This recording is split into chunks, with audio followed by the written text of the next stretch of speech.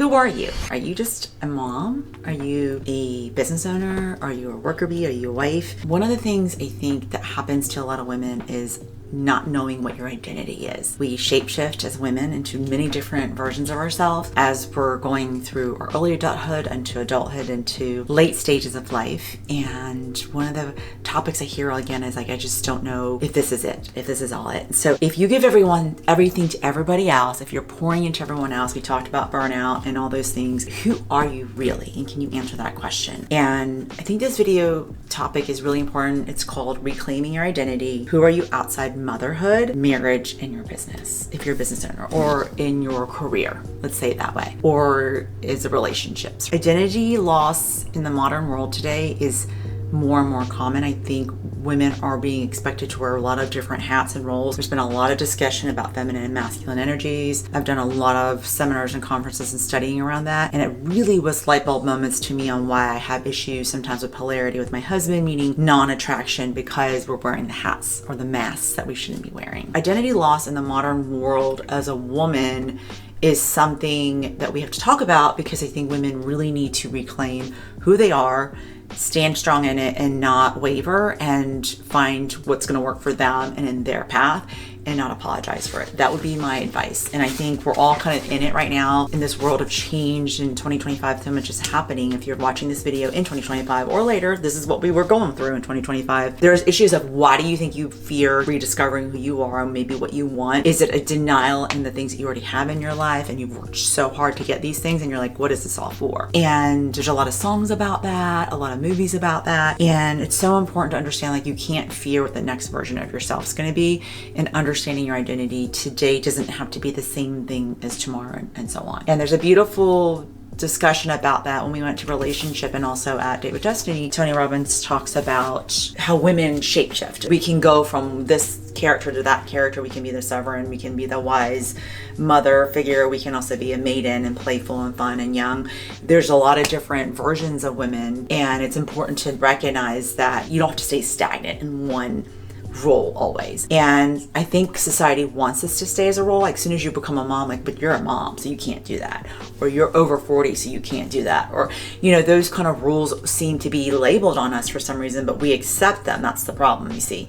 So you have to say to yourself, who am I? How do I want to show up? And is this the version of myself I want to be, is what I would say. And not have fear of how everyone else is going to feel about it. I think that's the hardest piece as moms and in motherhood, is that we don't want to not be there for our children and our families. And so we think it has to be either or. And I think it can be and.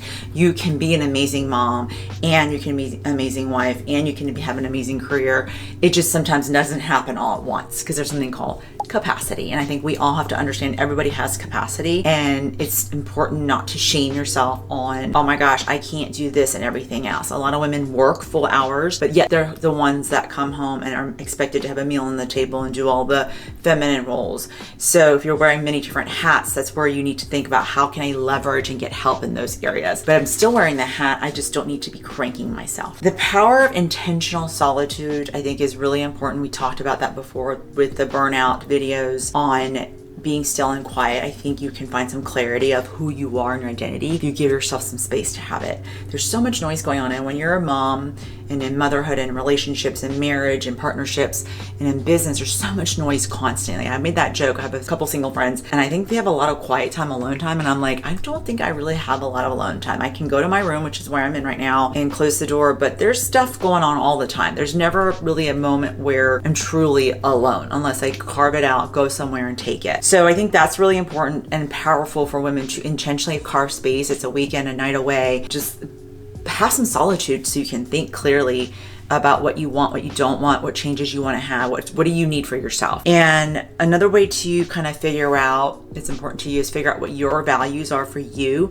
So if it's important for you to make home cooked meals, if it's important for you to drive your kids to school, if it's important for you to run the meetings that you want to run, carve those pieces out. Those are your values, and you shouldn't let someone take them away. My husband and I have putting more value on our time alone and saying to the kids, hold up. And I think we put the kids in such a priority for so long that it became detrimental to our marriage, and we didn't even see it happening. I think it was like, oh, well, this is a season and we're with the kids, and I think it's still hard to navigate sometimes, but I think we have a kid in our bed still. I know, that's our thing. And so it makes it harder for us to have intimate time.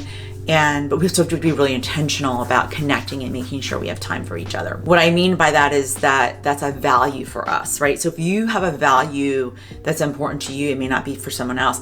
Make sure you put your line in the sand and say, this value is important to me and I want to make sure that that happens in my life. Another thing is looking at joy. This thing called joy inventory. What joy do you have in your life? Like, do you have a hobby you love? Do you play a sport? I think a lot of people are doing pickleball. It seems to be a thing right now. I kind of have these paddles I got from a white elephant party, and I haven't used them yet, and my husband and I talked about playing pickleball and how fun that would be. But that's something I'd love to do. I love my Peloton. I ride my bike. I'm getting into walking in the morning with my vest and my hat on. I love to read. I love personal growth. I love going to conferences and growing. I have a tribe of accountability I love to do. I love pranic healing and learning and growing, and those are things I love, and they're my values. They give me joy. I also love to laugh, and I love going to see movies and things like that. Those are things I love. And I love good food. I love good food. Food and me we're buddies. Food. I love to eat delicious food. So like those are things I find joy, and I can get excited talking about that.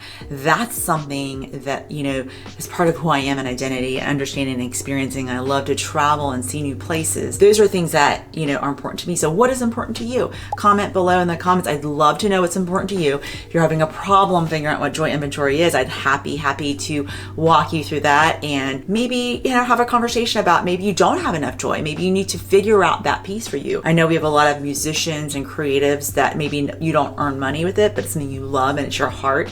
Do it. If you're a writer, write poetry. We went to this really cool conference. During the conference we went through, and we had a poetry guy in queue, and they gave us these great journals. I haven't used it. I just did the one point at the event, but I thought it was really cool. It's like anybody can be a poet and you can work on that. So it just happens to be here. It made me kind of think of that and prompt you during shooting this video. But this is a great example. If you're an artist, you love to create. These videos that I create are also another example for me of something I love and give me joy. Inner child connection. Like, what was it that you loved to do when you were a kid? Again, it kind of links for creativity. I think we had a lot of pretend play when we were younger. I love watching my little one. She's 7, and she plays these voices in her head, and it's so cute. And we always laugh about it because it's such a beautiful expression of creativity. And she has these whole worlds going on in her head and pretend imaginary friends. And I think that's such an important part of growing up. And I think you should tap back into that. Who were you? What was your hero? What was the thing you wanted to be when you were younger? Things like that.